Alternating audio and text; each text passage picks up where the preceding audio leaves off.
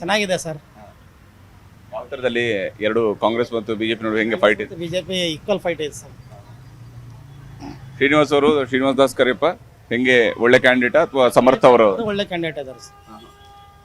ಒಳ್ಳೆ ಸಮರ್ ಶಾಮ್ನೂರ್ ಅವರು ಒಳ್ಳೆ, ಇದೇ ಫಸ್ಟ್ ಟೈಮ್ ಅಲ್ಲ, ಇನ್ನೇ ಅವ್ರು ನೋಡ್ಬೇಕು ಸರ್. ಅಜ್ಜನ ನಂತರ ಮೊಮ್ಮಗ ನಿಂತಿದ್ದಾರೆ. ಎಷ್ಟರ ಮಟ್ಟಿಗೆ ಮೊಮ್ಮಗನಿಗೆ ಅವಕಾಶ ಇದೆ ಅಂತ? ಇದು ಕಾಂಗ್ರೆಸ್ಸಿನ ಭದ್ರಕೋಟೆ ಅಲ್ವಾ, ಹೀಗಾಗಿ ಅವ್ರಿಗೆ ಜಾಸ್ತಿ ಸಪೋರ್ಟ್ ಇದೆ. ನೀವೇಂತೀರಿ? ಚೆನ್ನಾಗಿದೆ ಸರ್. ಎಲೆಕ್ಷನ್ ಯಾರು ಹೆಚ್ಚು ಸ್ಟ್ರಾಂಗ್ ಇದ್ದಾರೆ ಅಂತ ಅನ್ಸುತ್ತೆ ಇಲ್ಲಿ? ಎರಡು ಈಕ್ವಲ್ ಆಗಿದೆ ಸರ್. ಹೌದು. ಯಾವ ಥರ ಈ ಬಾರಿಯ ಚುನಾವಣೆಯಲ್ಲಿ ಯಾವ ವಿಷಯಗಳು ಮುಖ್ಯ ಅಂತೇಳಿ ಅನ್ಸುತ್ತೆ? ಎಲ್ಲವನ್ನೂ ಮುಖ್ಯ ಆಗ್ತವೆ ಸರ್. ನೋಡ್ಬೇಕು ಸರ್. ಈಗ ಅವರು ಈಗ ಕೆಲಸ ಕಾರ್ಯಗಳು ಯಾವ ರೀತಿ ಮಾಡ್ತಾರೆ ಅನ್ನೋದು ನೋಡ್ಬಿಟ್ಟು ಮತಾಂತರ. ಶಾಮನೂರು ಇದ್ದಾಗ ಎಷ್ಟು ಮಟ್ಟಿಗೆ ಕೆಲಸಗಳಾಗಿದ್ದಾವೆ? ಚೆನ್ನಾಗಿದೆ ಸರ್. ರೋಡ್ಸ್ ಎಲ್ಲ, ರೋಡು ಬೀದಿ ಲೈಟ್ಸ್ಗಳು ಎಲ್ಲ ಚೆನ್ನಾಗಿ ಮಾಡಿದ್ದಾರೆ. ಸಮರ್ಥ ಅವರು ಅಥವಾ ಶ್ರೀನಿವಾಸ್ ದಾಸ್ ಕರಿಯಪ್ಪ ಬರ್ತಾರೆ ಅನ್ಸುತ್ತೆ ಇಲ್ಲಿ? ನೋಡ್ಬೇಕು ಸರ್, ಅದು ಜನದ ಮೇಲೆ ಡಿಪೆಂಡ್. ಈಗ ಅಜ್ಜನ ನಂತರ ಮೊಮ್ಮಗನಿಗೆ ಟಿಕೆಟ್ ಕೊಟ್ಟಿರೋದು ಸರಿನಾ? ಚೆನ್ನಾಗಿ ಸರ್. ಅಭಿವೃದ್ಧಿ ಕಾರ್ಯಗಳು ಮಾಡ್ತಾರೆ ಸರ್. ಹಂಗಾಗಿ ನಮ್ಮಂಥ ಯುವಕರು ಒಳ್ಳೇದು ಸರ್. ಯುವಕರಿಗೆ ಅವಕಾಶ ಕೊಟ್ಟಂಗಾಗಿದೆ. ನೋಡ್ಬೇಕು ಅವ್ರು ಯಾವ ಥರ ಉತ್ಸಾಹದಿಂದ ಮಾಡ್ತಾರೆ ಅನ್ನೋದು ನೋಡ್ಬೇಕು. ಎಲೆಕ್ಷನ್ ಹೆಂಗೆ ನಡೆದಿದೆ? ಏನು ನಡೀತಾ ಐತಲ್ರಿ ಸರ್. ಏನಾಗುತ್ತೆ ಈ ಸಲ? ಸಮರ್ಥಂದು ಕಾಂಗ್ರೆಸ್ಸಿಂದು. ಹೌದಾ? ಯಾವ ಕಾರಣಕ್ಕೆ? ಅದೇ ಮೊದಲಿದ್ದ ಬಂದೈತಿ, ಅದೇ ಪದ್ಧತಿ ಪ್ರಕಾರ ನಡೀತಾ ಐತಿ ಸಮರ್ಥದ್ದು. ಮತ್ತಿನ್ನೇನೈತ್ರಿ? ಶಾಮನೂರು ಇದ್ದಾಗ ಹೆಂಗೆ ಕೆಲಸ ಹೆಂಗಳಾಗಿದ್ದಾವೆ? ನಡೀತಾವ್ರಿ. ಮತ್ತು ಹೆಚ್ಚು ಕಡಿಮೆ ಹೋಗ್ತಿರ್ತಾವು ಬರ್ತಿರ್ತಾವು, ಅವೆಲ್ಲ ಇದ್ದೇ ಇದೆ ಜಟಾಪಟಿ. ಈಗ ಒಂದು ಮನೆಗೆ ಸಂಸಾರ ಹೆಂಗಿರ್ತಾವೋ ಹಂಗೆ ನಡೀತಿರ್ತಾವೆ. ಜಗ್ಗಾಟ ಅವ್ರದ್ದು ಇವ್ರು ಹೇಳೋದು, ಅವ್ರದ್ದು ಇವ್ರು ಹೇಳೋದು, ಕೆಲಸ ಮಾಡ್ತಾರೆ. ನೀವೇನಂತೀರಿ? ಯಾರು ಬರ್ತಾರೆ ಈ ಸಲ? ಈ ಸಲ ಸಮರ್ಥ ಬರ್ತಾನೆ ಸರ್. ಅವ್ರ ಅಜ್ಜಾರ ಭಾಳ ಅಭಿವೃದ್ಧಿ ಮಾಡ್ಯಾರ. ಅದಕ್ಕೋಸ್ಕರ ಮೊಮ್ಮಗ ಬರ್ತಾರೆ. ಸರ್ಕಾರದಿಂದ ಕೆಲಸಗಳು ಎಷ್ಟು ಮಟ್ಟಿಗೆ ಆಗಿದ್ದಾವೆ? ಭಾಳ ಚಲೋ ಇದೆ ಸರ್. ಕಾಂಕ್ರೀಟ್ ರೋಡ್, ಚರಂಡಿ ಆಗಲಿ, ಪ್ರತಿಯೊಂದಾಗಲಿ ಭಾಳ ಅಭಿವೃದ್ಧಿ ಆಗಿದೆ. ಅವ್ರ ಅಜ್ಜಾರು ಎಲ್ಲ ಮಾಡ್ಯಾರ.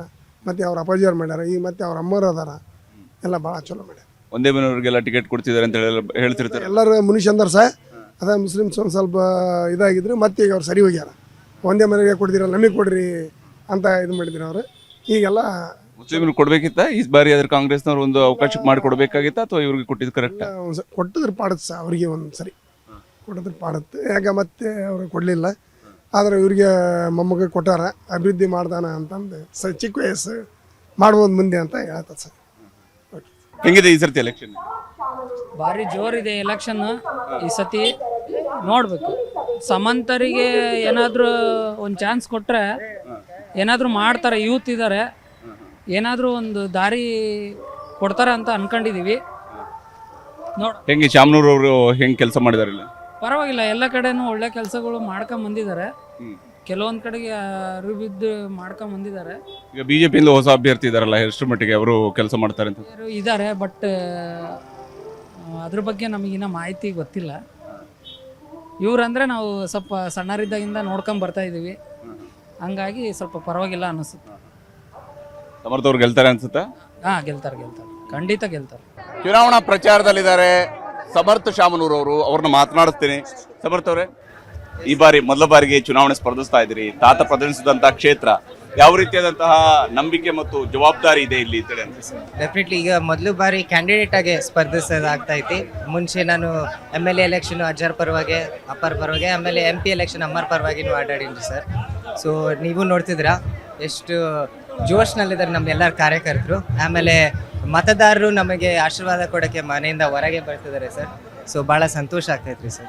ವಿದೇಶದಲ್ಲಿ ಓದಿ ಬಂದಿದ್ದೀರಿ, ಯಾಕಂದ್ರೆ ಬಹಳ ಮುಖ್ಯವಾಗಿ ಯುವಕರು, ಅದರಲ್ಲಿ ವಿದ್ಯಾವಂತರು ಆರಿಸಿ ಬಂದಾಗ ಸಹಜವಾಗಿಯೇ ಜನರ ಸಮಸ್ಯೆಗಳ ಬಗ್ಗೆ ಒಂದು ದೂರದೃಷ್ಟಿ ಯೋಜನೆ ರೂಪಿಸೋಕೆ ಸಾಧ್ಯ ಆಗುತ್ತೆ ಅನ್ನುವಂಥ ಒಂದು ನಂಬಿಕೆ ಇದೆ. ತಾವು ವಿದೇಶದಲ್ಲಿ ಓದಿ ಬಂದಿರುವಂಥದ್ರ ಲಾಭ ಹೇಗಾಗುತ್ತೆ ಈ ದಾವಣಗೆರೆಗೆ ಅನ್ನುವಂಥದ್ದನ್ನ ನಿಮ್ಮ ಮೇಲೆ ಯಾಕೆ ನಿರೀಕ್ಷೆ ಇಟ್ಕೊಳ್ಬೇಕು, ಯಾಕೆ ನಂಬಿಕೆ ಇಟ್ಕೊಳ್ಬೇಕು? ಇಲ್ಲ ಸರ್, ಅದು ಶಿಕ್ಷೆ ಅಂತೂ ವಿದ್ಯಾ ಅಭ್ಯಾಸ ಎಲ್ಲರ ಮಾಡ್ಬೋದ್ರಿ ಸರ್. ಇದು ವಿದೇಶನಲ್ಲೇ ಮಾಡಲಿ, ನಮ್ಮ ಇಂಡಿಯಾನಲ್ಲೇ ಮಾಡಲಿ, ನಮ್ಮ ದಾವಣಗೆರೆನಲ್ಲೇ ಮಾಡಲಿ, ಅದು ಹೆಂಗೆ ಉಪಯೋಗಿಸ್ತೀವಿ ರೀ ಸರ್ ಜನಸೇವೆ ಮಾಡೋಕ್ಕೆ, ಅದು ಮುಖ್ಯ ಸರ್. ಸೊ ಎಲ್ಲರೂ ನೋಡ್ತಿದ್ದಾರೆ, ನಮ್ಮನ್ನು ನೋಡ್ಯಾರೆ. ನಾವು ನಮ್ಮ ಅಜ್ಜರ ಜೊತೆ ಅಪ್ಪರ ಜೊತೆ ಆಸ್ಪತ್ರೆಯಲ್ಲಿ, ಸ್ಕೂಲ್ನಲ್ಲಿ ಕೆಲಸ ಮಾಡೋಕ್ಕಾರ ನಾವು ಹೆಂಗೆ ಎಲ್ಲರನ್ನು ಸ್ಪಂದಿಸ್ತೀವಿ, ಅವರ ಕಷ್ಟಗಳನ್ನ ಹೆಂಗೆ ಪರಿಹಾರ ಮಾಡ್ತೀವಿ ಅಂತ. ಅದಕ್ಕೆ ಆ ಲೆಕ್ಕಕ್ಕೆ ನಮ್ಮನ್ನು ಒಂದು ಸಮರ್ಥವಾಗಿ MLA ಆಗ್ತಾನೆ ಅಂತಾನೆ ಆ ಇಷ್ಟ ಇಟ್ಕೊಂಡೆ ನಮ್ಮನ್ನು ಇಷ್ಟಪಟ್ಟಿರಿ ಸರ್. ಶಾಮನೂರ್ ಅವ್ರನ್ನ ಅವರ ಹಿರಿತನದ ನಡುವೆಯೂ ಕೂಡ ಅವರು ಎಲ್ಲ ಹಳ್ಳಿಗಳಿಗೆ ಬರ್ತಾ ಇದ್ರು, ಜನರ ಹತ್ರಕ್ಕೆ ತಲುಪ್ತಾ ಇದ್ರು, ಮತ್ತು ಯಾವುದೇ ಸಂದರ್ಭದಲ್ಲಿ ಆದರೂ ಭೇಟಿಯಾಗೋದಕ್ಕೆ ಅವಕಾಶ ಸಿಕ್ತಿತ್ತು ಅನ್ನುವಂಥದ್ದು ಸಾಮಾನ್ಯ ಜನರಲ್ಲಿರುವಂಥ ಒಂದು ವಿಶ್ವಾಸ ಇದೆ. ಆದರೆ ನಿಮ್ಮನ್ನ ಪ್ರತಿ ಕ್ಷಣವೂ ಕೂಡ ಒಂದು ಅನುಮಾನದಿಂದ ನೋಡ್ತಾ ಇರ್ತಾರೆ, ಇವರು ಅದೇ ರೀತಿಯಾಗಿ ಇರ್ತಾರೋ ಇರೋದಿಲ್ಲೋ ಅನ್ನುವಂಥ ಅನುಮಾನ ಇದ್ದೇ ಇರುತ್ತೆ. ಜನರಿಗೆ ಏನು ಹೇಳಕ್ ಬಯಸ್ತೀವಿ? ಎಲ್ಲಿ ಸರ್, ಯಾರಿಗೂ ಅನುಮಾನ ಇಲ್ಲ. ಅವ್ರು ನಮ್ಮನ್ನು ನೋಡಿದ್ರೆ ಅಜ್ಜಾರಂಗೆ ಕಿವಿ ಐತಿ, ಅಜ್ಜಾರಂಗೆ ಮೂಗೈತಿ, ಸೊ ಅಜ್ಜಾರಂಗೆ ಸ್ಪಂದಿಸ್ತಾರೆ ಅಂತಾನೆ ನಂಬ್ತಾರ್ರಿ ಸರ್. ಕಡೆದಾಗಿ ಯಾವ ಕಾರಣಕ್ಕಾಗಿ ತಮಗೆ ಮತ ಹಾಕಬೇಕು ಅಂತೇಳಿ ಜನರನ್ನ ನೀವು ಕೇಳ್ಕೊಳ್ತೀರಿ? ಡೆಫಿನೆಟ್ಲಿ ಒಬ್ಬರು ಒಂದು ನೋಡಿದ್ರೆ ಪಕ್ಷದ ಕಾಂಗ್ರೆಸ್ ಪಕ್ಷದ ನೋಡಿದ್ರೆ ಈ 5 ಗ್ಯಾರಂಟಿ ಯೋಜನೆಗಳು ಏನಿದಾವ್ರಿ ಸರ್, ಅದು ಬಡವರು ಭಾಳ ಸೇವೆ ಮಾಡತ್ರಿ ಸರ್ ಈ ವೆಲ್ತ್ ರೀಡಿಸ್ಟ್ರಿಬ್ಯೂಷನಲ್ಲಿ. ಆಮೇಲೆ ನೀವು ನೋಡ್ತೀರಾ, ನಾವು ಮನೆ ಅಡ್ಡಾಡಕ್ಕಾರ ಅದೇ ಎಲ್ಲ ಮಹಿಳೆಯರಂತೂ ಸಾಕಷ್ಟು ಹೇಳ್ತಾರೆ, ಅದು ಇದರಿಂದ ಅವ್ರಿಗೆ ಎಷ್ಟು ಅನುಕೂಲ ಆಗೈತಿ ಮನೆ ನಡೆಸೋದ್ರಲ್ಲಿ.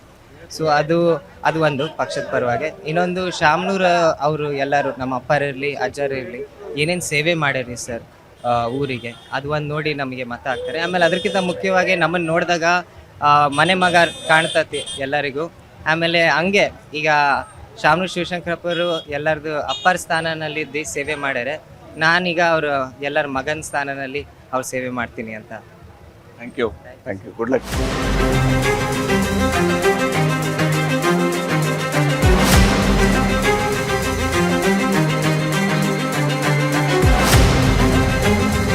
ಈಗ ನಾವು ಭಾರತೀಯ ಜನತಾ ಪಕ್ಷದ ಅಭ್ಯರ್ಥಿಯಾಗಿರುವ ಶ್ರೀನಿವಾಸ್ ದಾಸ್ಕರಿಯಪ್ಪ ಅವರ ಹತ್ರ ಬಂದಿದ್ದೀವಿ, ಅವರನ್ನ ಮಾತನಾಡ್ಸೋಣ. ದಾಸ್ಕರಿಯಪ್ಪ, ಇಲ್ಲಿ ಬಹಳ ಮುಖ್ಯವಾಗಿ ಯಾವ ಸ್ವರೂಪದಲ್ಲಿ ಈ ಬಾರಿಯ ಚುನಾವಣೆ ಪ್ರಮುಖ ಆಗಿದೆ? ಯಾಕಂದರೆ ತಮಗೆ ಮೊದಲ ಬಾರಿಗೆ ಇಲ್ಲಿ ಟಿಕೆಟನ್ನು ಪಡ್ಕೊಂಡಿದ್ದೀರಿ. ದಾಸ್ಕರಿಯಪ್ಪ ಅವ್ರದ್ದು ಹೆಸರು ದಾವಣಗೆರೆಯವರಿಗೆ ಪರಿಚಿತ ಆಗಿದ್ರು ಕೂಡ ಶ್ರೀನಿವಾಸ್ ಅವರಿಗೆ ಸಿಕ್ಕಿರುವಂತಹ ಈ ಟಿಕೆಟ್ ಯಾವ ಕಾರಣಕ್ಕಾಗಿ ಬಹಳ ಮುಖ್ಯ ಅಂತೇಳಿ ಅನಿಸುತ್ತೆ? ಭಾರತೀಯ ಜನತಾ ಪಾರ್ಟಿ ಒಬ್ಬ ಸಾಮಾನ್ಯ ಕಾರ್ಯಕರ್ತನನ್ನು ಗುರುತಿಸಿ ಟಿಕೆಟ್ ಕೊಟ್ಟಿದೆ. ಇವತ್ತು ಯಾವುದಾದ್ರೂ ರಾಜ್ಯದಲ್ಲಿ ರಾಷ್ಟ್ರದಲ್ಲಿ ಯಾವುದಾದ್ರೂ ಪಕ್ಷ ಒಬ್ಬ ಸಾಮಾನ್ಯ ಕಾರ್ಯಕರ್ತನಿಗೆ ಟಿಕೆಟನ್ನು ಕೊಟ್ಟು ಶಾಸಕರು MP ಅಥವಾ ಏನಾದರೂ ಒಂದು ಉನ್ನತ ಅಧಿಕಾರ ಸ್ಥಾನ ಕೊಡಬೇಕು ಅಂದರೆ ಅದು ಭಾರತೀಯ ಜನತಾ ಪಾರ್ಟಿ. ಇವತ್ತು ಚುನಾವಣೆ ಮತಯಾಚನೆ ಸಂದರ್ಭದಲ್ಲಿ ಪ್ರತಿಯೊಂದು ದಾವಣಗೆರೆ ದಕ್ಷಿಣ ಮತದಾರರು ನನ್ನನ್ನು ಕರೆದು ಅವ್ರು ಗೌರವಿಸಿ ನಾನು ಮತಯಾಚನೆ ಮಾಡುವಂಥ ಸಂದರ್ಭದಲ್ಲಿ ಪ್ರತಿಯೊಬ್ಬರು ಕೂಡ ಬಹಳ ಪ್ರೀತಿಯಿಂದ ಮಾತಾಡಿಸಿ ನಿಮಗೆ ನಾವು ಓಟ್ ಹಾಕ್ತೀವಿ, ಈ ಬಾರಿ BJPಯನ್ನು ಗೆಲ್ಲಿಸ್ತೀವಿ. ಯಾಕೆ ಅಂತ ಹೇಳಿದರೆ ಕಾಂಗ್ರೆಸ್ 23 ವರ್ಷ ನಾವು ಗೆಲ್ಲಿಸಿದ್ರು ಕೂಡ ದಾವಣಗೆರೆ ದಕ್ಷಿಣ ಕ್ಷೇತ್ರದ ಯಾವುದೇ ಅಭಿವೃದ್ಧಿ ಕಂಡಿಲ್ಲ. ಆ ದೃಷ್ಟಿಯನ್ನು ಇಟ್ಕೊಂಡು ಅವರು ಭಾರತೀಯ ಜನತಾ ಪಾರ್ಟಿ ಅಭ್ಯರ್ಥಿಯಾಗಿರ್ತಂತ ನನಗೆ ಆಶೀರ್ವಾದ ಮಾಡ್ತಾರೆ. ಈ ಸಲ ನಿಮ್ಮ ಎದುರಾಳಿ ಅಭ್ಯರ್ಥಿಯ ತಂದೆಯವರು ಹೇಳ್ತಾ ಇದ್ರು, ಏನು BJPಯಿಂದ ಅಭ್ಯರ್ಥಿ ಇದ್ದಾರೆ, ಎಲ್ಲ ಸ್ನೇಹಿತರೆ, ಚೆನ್ನಾಗಿ ಎಲೆಕ್ಷನನ್ನು ಮಾಡೋಣ ಅನ್ನುವಂಥ ರೀತಿಯಲ್ಲಿ ಮಾತಾಡ್ತಾ ಇದ್ರು. ಯಾವ ಕಾರಣಕ್ಕಾಗಿ ಇಂತಹ ಅಭಿಪ್ರಾಯಗಳು ವ್ಯಕ್ತವಾಗ್ತಾ ಇದ್ದಾವೆ ತಮ್ಮ ಎದುರಾಳಿಗಳಿಂದ? ನನ್ನ ಗುಣಧರ್ಮ ನೋಡಿ ಹೇಳ್ದಂಗೆ ಕಾಣ್ತಾರೆ ಅವರು. ಚುನಾವಣಾ ತಂತ್ರಗಾರಿಕೆ ಭಾರತೀಯ ಜನತಾ ಪಾರ್ಟಿ ತಂತ್ರಗಾರಿಕೆ ಎಲ್ಲರೂ ಹಿರಿಯರ ನೇತೃತ್ವದಲ್ಲಿ ಪ್ರಾರಂಭವಾಗಿದೆ. ಭಾರತೀಯ ಜನತಾ ಪಾರ್ಟಿ ಗೆಲ್ಲೋದ್ರಲ್ಲಿ ಎರಡನೇ ಮಾತಿಲ್ಲ. ಎಷ್ಟು ಮಟ್ಟಿಗೆ ಒಗ್ಗೂಡಿ ಕೆಲಸ ಮಾಡ್ತಿದ್ರಿ BJPಯವರು?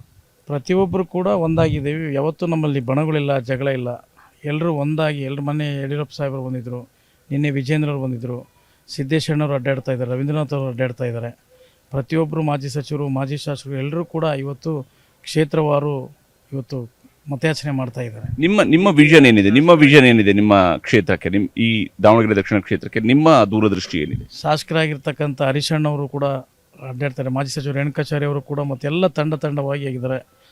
ನನ್ನ ಜೊತೆ ಏನು ಟಿಕೆಟನ್ನು ಕೇಳಿದರು ಪ್ರತಿಯೊಬ್ಬರು ಹೆಗಲು ಕೊಟ್ಟು ಕೆಲಸ ಮಾಡ್ತಿದ್ದಾರೆ. ಯಶವಂತರಾವ್ ಆಗಿರ್ಬೋದು, ರಾಜನಹಳ್ಳಿ ಶಿವಕುಮಾರ್ ಆಗಿರ್ಬೋದು, ಅಜಯ್ ಕುಮಾರ್ ಅವರಾಗಿರ್ಬೋದು, ಕೃಷ್ಣಮೂರ್ತಿ ಪವರ್ ಆಗಿರ್ಬೋದು, ಅದೇ ರೀತಿ ಕೊಳ್ಳನಹಳ್ಳಿ ಸತೀಶ್ ಆಗಿರ್ಬೋದು, ಜಯಮ್ಮ, ಎಲ್ಲರೂ ಕೂಡ ನನ್ನ ಜೊತೆಗೆ ಅವರು ಕೂಡ ಇಷ್ಟಿಷ್ಟು ಅಂತ ಹೇಳಿ ಕ್ಷೇತ್ರವಾರು ಹಂಚಿಕೆ ಮಾಡಿ ಮತಯಾಚನೆ ಮಾಡ್ತಾ ಇದ್ದಾರೆ.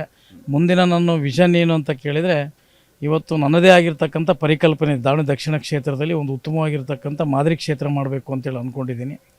ದೇವರು ಜನರು ಆಶೀರ್ವಾದ ಮಾಡ್ತಾರೆ, ಅದನ್ನು ಮಾಡೇ ತೋರಿಸ್ತೀನಿ ಅಂತಕ್ಕಂಥದ್ದನ್ನು ನಾನು ವಿಶ್ವಾಸ ಇದ್ದೀನಿ.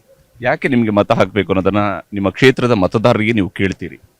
ಮತ ಯಾಕೆ ಹಾಕಬೇಕು ಅಂತ ಹೇಳಿದರೆ, ಇವತ್ತು ಸಾಮಾನ್ಯ ಜನರ ಕೈಯಲ್ಲಿ ಅಧಿಕಾರ ಬರಬೇಕು, ವಿಕೇಂದ್ರೀಕರಣವಾಗುತ್ತೆ. ಬಡವರ ಕಷ್ಟನ ಅರಿತಿರ್ತಕ್ಕಂಥ ಮನುಷ್ಯ ನಾನೊಬ್ಬ.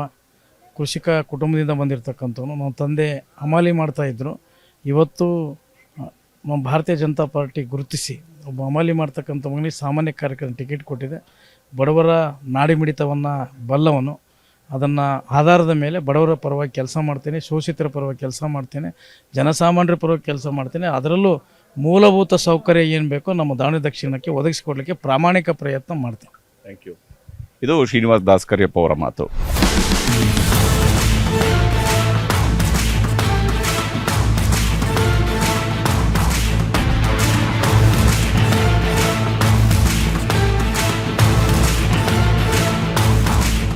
ದಾವಣಗೆರೆ ದಕ್ಷಿಣ ಮತಕ್ಷೇತ್ರದಲ್ಲಿ ಈ ಬಾರಿ ಮತದಾರರು ಬದಲಾವಣೆಗೆ ಆದ್ಯತೆಯನ್ನು ಕೊಡ್ತಾರಾ ಅಥವಾ ಮತ್ತೊಮ್ಮೆ ಮನೆತನಕ್ಕೆ ಮಣೆ ಹಾಕ್ತಾರಾ ಅನ್ನೋದನ್ನ ಕುತೂಹಲದಿಂದ ನೋಡಬೇಕಾಗಿದೆ.